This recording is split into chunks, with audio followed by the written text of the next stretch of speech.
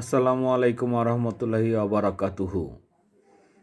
আজকে যেটা বলতে চাচ্ছি সেটা হলো জামাতকে নিয়ে একটা বড় ষড়যন্ত্র ও করা হচ্ছে। ফয়সাল বলেছে যে শিবিরকে জিজ্ঞাসা করুন, জামাতকে জিজ্ঞাসা করুন। সে হাদিকে দালাল বলছে, জুবায়েরকে বলছে যে এ তারা যে জার্সি বা গেঞ্জি কিনেছে সেটার টাকা সে দিয়েছে। সুকৌশলে তিনজনকে তারা দালাল বানিয়ে দেওয়ার চেষ্টা করছে। এটা জামাতে ইসলামী এবং ছাত্র শিবিরের প্রতিবাদ করা উচিত, কারণ তার ভিডিওগুলি কন্টিনিউয়াসলি ইউটিউবে আপলোড হচ্ছে, কেউ ট্র্যাক করতে পারছে না। এটা আসলে একটা অসম্ভব ব্যাপার। বাংলাদেশে এমন কিছু কিছু হ্যাকার আছে, তারা কোথা থেকে এই ভিডিওগুলি আসছে এটা কিন্তু সহজেই ট্র্যাক করা যায়। এবং দরকার হলে এই সরকার বিদেশ থেকে ভালো হ্যাকার নিয়ে এসে এই ট্র্যাকিং করতে পারে। এটা কোনো রকেট সায়েন্স না। আমি বলবো যে জামাতের এই বিষয়ে, শিবিরের এই বিষয়ে প্রতিবাদ করা উচিত। পারলে তারা নিজেদের টাকা খরচ করে এই ট্র্যাকিং করা দরকার। কোথা থেকে এই নিউজটা পাঠাচ্ছে, আজকে যেই নিউজটা দিয়েছে শেষে তারা শিবিরকে দোষারোপ করেছে। শিবিরকে বলতে বলেছে যে তারা এর সাথে জড়িত ইনডাইরেক্টলিভাবে, জামাতকে বিতর্ক করার চেষ্টা করছে। এর প্রতিবাদ করা উচিত, কারণ যে কোনো দলই জেতার ইচ্ছা প্রকাশ করে। জামাতও জেতার ইচ্ছা প্রকাশ করেছে এবং জামাতের জয় সুনিশ্চিত এই কারণে তারা কোনো চাঁদাবাজি, টেন্ডারবাজি এবং কি কোনো ধরনের খারাপ কাজ করেনি। ডাকসু থেকে শুরু করে যতগুলো ইউনিভার্সিটিতে আছে বাংলাদেশে, সবগুলোতেই কিন্তু জামাত শিবির জয়লাভ করেছে। এটা কেউ মেনে নিতে পারছে না। কারা মেনে নিতে পারছে না? সুশীল সমাজ এবং কিছু অ্যাক্টিভিস্ট, যাদের এরকে খেয়ে দিয়েছে ইলিয়াস এবং পিনাকি স্যার। এইসব লোকদের জন্যে দেশটা রসাতলে যাচ্ছে। এর মধ্যে ধরার সমস্ত প্রক্রিয়া চালু হয়েছিল পুলিশ থেকে, কিন্তু পুলিশকে বিভ্রান্তি করেছেন কে? Zulkarnain Sayer, double dropper. আর তা ডবল ড্রপার সে তথ্য দিয়েছে তারা পালিয়ে গেছে, কিন্তু সাংবাদিক ইলিয়াস সাহেব বলেছেন যে সে বাংলাদেশেই আছে, এখন হয়তো বা নেই। আমি আরও বলতে চাই যে আজকে যে ভিডিওটি ফয়সাল পাঠিয়েছে, এ বিষয়ে জামাত নিজের টাকা খরচ করে হলেও কিছু হ্যাকার এনে এই আইপি অ্যাড্রেসটা ট্র্যাক করা দরকার। এটার জন্যে খুব বেশি টাকা লাগবে আমার মনে হয় না। এই টাকাটা জামাতে ইসলামী অনায়াসেই করতে পারে, অথবা ছাত্র শিবির অনায়াসেই করতে পারে। তবে আজকের একটা সুখবর দেই, সেটা হচ্ছে ডক্টর শফিকুর রহমান ঢাকা 15 আসন থেকে তার মনোনয়নপত্র বৈধ ঘোষণা করেছে এবং এনসিপির 13 জন কেন্দ্রীয় নেতা পদত্যাগ করেছে জামাতের সাথে যাওয়ার জন্যে। জামাত আসলে কি দোষ করলো? জামাত কিসের বিরোধিতা করেছে? তারা কি ইতিহাস পড়ে? তারা কি করেছিল 1971 সালে? তখন আমার অবশ্য জন্ম হয় নাই, আমার বাবার কাছ থেকেই শোনা। জামাত ইন্ডিয়ার পলিসিতে যায় নাই, এটা পিনাকি স্যার ক্লিয়ার করেছে, এই মিথ ভেঙে দিয়েছে। তারা পাকিস্তানের পক্ষে ছিল। এটা দোষের না। আর 16ই ডিসেম্বর ইলিয়াস স্যারও মানে না, আমিও মানি না, আমার মতন অনেকেই আছে যারা মানে না। আমি পলিটিক্যাল ভাবে যে রাজনীতি করি না কেন, কিন্তু আমি তো জামাতের সাথে রাজনীতি করি না এবং বিএনপির সাথেও রাজনীতি করি না। আর আমি একটা ছোট্ট দলে আছি। 5 বছর পর হয়তো বা অনেক বড় কিছু হব, ও আশা করি ইনশাল্লাহ। কিন্তু সত্যকে সত্য আর সাদাকে সাদা আর কালোকে কালো বলার চেষ্টা করি। আমি হারাম খাই না এবং আমার এবার ভোটেও দাঁড়াই নাই, কিন্তু সত্যকে সত্য সাদাকে সাদা বলাটাই উচিত। তাজউদ্দিন সাহেব কী করেছিলেন? 7 দফার মাধ্যমে দেশটা বিক্রি করে দিয়েছিলেন। দেশের যত কিছু সম্পদ ছিল সেগুলা সব ইন্ডিয়া বাংলাদেশ থেকে নিয়ে গেছে। পাকিস্তানের এই মিলিটারিরা যেসব জিনিসগুলো নিয়ে এসেছিল, আমার দাদা ছিলেন ঢাকা গভর্নমেন্ট ল্যাবরেটরি স্কুলের headmaster. Before liberation, after liberation. আমার বাবা চারুকলা থেকে পাশ করেছে। সেই সময়তে, স্বাধীনতার সময়তে আমার বাবাও ঢাকায় ছিল।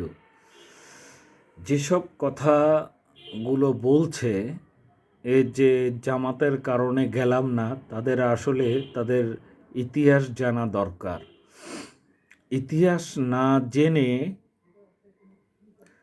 জামাতকে একতরফা দোষারোপ করাটা আসলে উচিত না। জামাত বলেছে শরিয়া আইনের কথা, জামাত বলেছে তর্কের খাতিরে মেনে নিলাম, জামাত এটা করবে ওটা করবে, কিন্তু বিএনপি তো নিজের ভেরিফাইড পেজে শরিয়া আইনের কথা বলেছেন। এখন আপনারা বলুন যে এটা ডবল স্ট্যান্ডার্ড হয়ে গেল না? যেখানে ভোটে জেতার জন্যে তারা ধর্মকে ব্যবহার করছে, তারা শরিয়া আইনের কথা বলছে। মির্জা ফখরুল বলেছে, আপনারা কি টিভি চ্যানেল ইউটিউব কিছুই দেখেন না? এই কথাগুলো বললাম যে 13 জন এনসিপির যারা লিডার আছেন তারা যে পদত্যাগ করেছেন তাদের জন্যে, সাথে তাসলিম যারা, ডক্টর তাসলিম যারার জন্যও। আপনি কি আমেরিকান এজেন্ডা বাস্তবায়ন করতে যাচ্ছেন? যার জন্য পদত্যাগ করে স্বতন্ত্র প্রার্থী হিসাবে আপনি দাঁড়িয়েছেন। আপনি কি মনে করছেন যে আপনি জিতে যাবেন?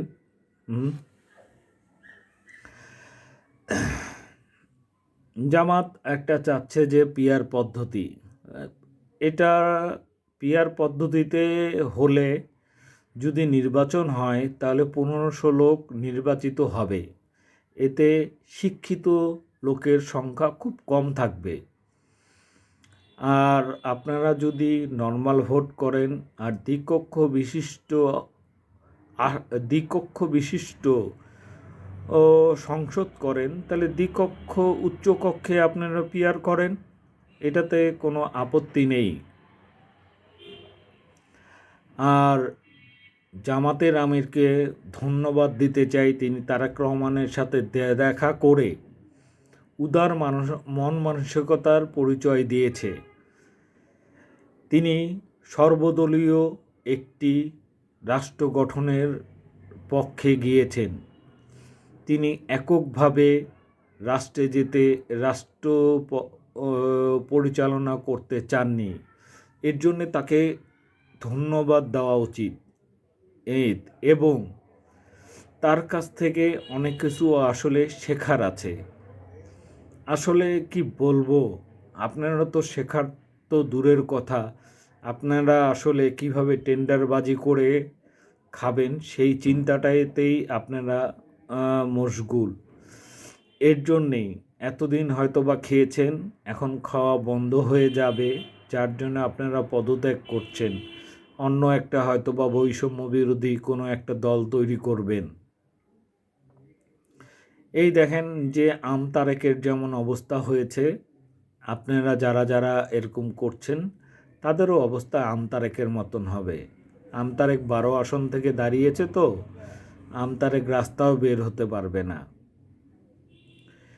এনসিপিকে বাংলাদেশের মানুষ সমর্থন করেছিল, কিন্তু আপনারা সেই সমর্থনের জায়গাটা হারিয়েছেন আপনাদের নিজেদের দোষেই। আপনারা সরকারে গেছেন, ক্ষমতায় গেছেন, এক একজন মাস্টার মাইন্ড হয়েছেন, আপনারা অনেক বক্তব্য দিয়েছেন, যার জন্যে আপনারা এখন ব্যাকফুটে।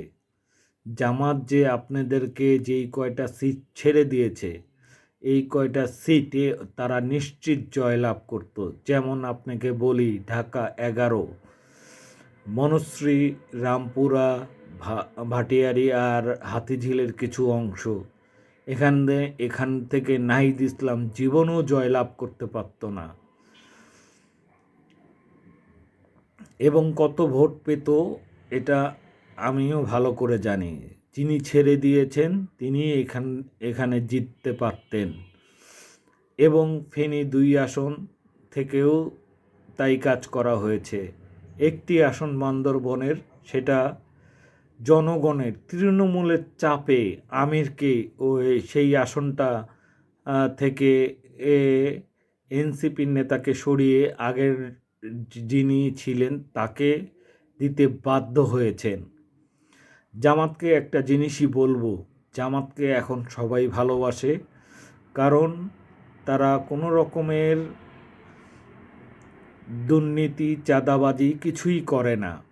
কিন্তু আপনাদেরকে মনে রাখতে হবে, সচিব পর্যায়ের 2-1 স্তরের লেয়ারকে দ্রুত সরিয়ে দিতে হবে সরকার গঠনের পরপরই। না হলে আপনাদেরকে তারা ক্ষমতায় টিকতে দেবে না। আপনারা 2-2.5 বছরের মধ্যে আপনারা ক্ষমতায় থাকতে পারবেন না। যদি দেশকে ভালোবাসেন, দেশের মানুষকে ভালোবাসেন, দেশের মানুষ আপনাদেরকে নিয়ে স্বপ্ন দেখছে, এই স্বপ্ন দেখাটা মানুষের অধিকার। মানুষ ভালো থাকতে চায়। বিএনপি আসলে মানুষ ভালো থাকবে না, এটা সব মানুষই বুঝে গেছে, রিকশাওয়ালা থেকে শুরু করে সবাই। আমি সবার সাথে মিশেই এই তথ্যটা দিচ্ছি। আপনারা যদি চান, গোপনে আপনারা বের হন রাস্তায়, দাড়ি টুপি ছাড়া বের হন, ক্লিন শেপ করে বের হন, বের হয়ে তারপরে জিজ্ঞাসা করেন কাকে ভোট দিবেন। সবাই বলবে যে দাঁড়িপাল্লাতেই ভোট দিব, কেউ ধানের শীষে ভোট দিব এই কথা বলছে না। জামাতকে নিয়ে স্বপ্ন দেখছে যে তারা ভবিষ্যতে দেশটাকে সুন্দরভাবে গড়ে তুলবে, ভারতের আগ্রাসন বিরোধী এই কাজ করবে। এবং আমি বলবো যে কথা বলেছে তারা, যে তাদের অনুমতি ছাড়া আমরা সামরিক অস্ত্র কিনতে পারবো না, এটার প্রতিবাদ করা উচিত। যে 3টা শর্ত দিয়ে এসেছে তারেক জিয়া, এটা সত্য মিথ্যা আমি জানি না, কিন্তু এই ধরনের কথাবার্তা যদি বলে তারা, তাহলে জামাত ইসলামের উচিত এটার প্রতিবাদ করা। আমি জামাতে ইসলামীকে আরও অ্যাডভাইস করব যে আমি আপনার দলও করি না, আপনি জিতলে আমার 2 টাকা লাভও হবে না, হ্যাঁ, কিন্তু জনগণের মানুষ, বাংলাদেশের মানুষ, 18 কোটি মানুষের মধ্যে অনেকেই চায় যে আপনারা জয়লাভ করেন। জয়পুরহাটে তো একজন বলেই ফেলেছে এবার জামাত জিতবে জয়পুরহাট থেকে। তাহলে তাদের ভালোবাসার কথাটা মনে রাখেন। আর এখনও যদি আপনাদের প্রার্থী চেঞ্জ করা যায়, তাহলে কিছু প্রার্থী চেঞ্জ করেন। আপনাদের হাত পাখা চন্মনাইকে যে 35টা আসন ছেড়ে দিয়েছেন, 35টা আসনের কয়টা পাবে আমার সন্দেহ আছে। এটা কি আপনারা বিএনপিকে উপহার দিলেন কিনা বলতে পারছি না, রাজনীতিতে অনেক কিছুই হয়। আর যে 15টা আসন এনসিপিকে দিয়েছেন, এনসিপি হাসনাত আবদুল্লাহ বাদে আরগুলার গ্যারান্টি দিতে পারছি না। কারণ ঢাকা 11তে 11 আসনের কথাই বলি, সবাই কিন্তু নাহিদকে মেনে নিচ্ছে না, নাহিদকে একদমই মেনে নিচ্ছে না। নাহিদ এই বনশ্রী এলাকার লোকজন একটু বাঁকা চোখে দেখছে এবং মেনেই নিতে পারছে না। হ্যাঁ, যিনি ছেড়ে দিয়েছেন জামাতে ইসলামী, তার ফেসবুক স্ট্যাটাস বা তার কথাবার্তা শুনে আশেপাশে লোকেরা শুনে হয়তোবা তাদের কাছে ভালো লেগেছে, তিনি জেতার আগে জিতে গিয়েছেন। কিন্তু নাহিদ ইসলাম যে 11 থেকে জিতবে, 8 থেকে যে নাসিরুদ্দিন পাটোয়ারি জিতবে, এই গ্যারান্টি কিন্তু আমির সাহেব আপনি কিন্তু দিতে পারবেন না। আপনাদেরকে নিয়ে স্বপ্ন দেখছে, আপনি বাংলাদেশের স্বপ্ন ও ও দেখার একমাত্র উৎস, এটাই শেষ চান্স। আপনারা যদি এই 5 বছরে ক্ষমতায় না আসেন, পরের 5 বছরে কিন্তু আপনাদের প্রতি মানুষের একটা বিরূপ মন্তব্য জন্ম নেবে। আপনাদের উচিত জেতা ছাড়া জেতেন এবং সর্বদলীয় বা সবাইকে নিয়ে আপনারা সরকার গঠন করেন। আপনাদের জেতা ছাড়া কোনো রাস্তা নাই। আজকে পর্যন্তই আজকে এখানেই শেষ করলাম। আল্লাহ হাফেজ।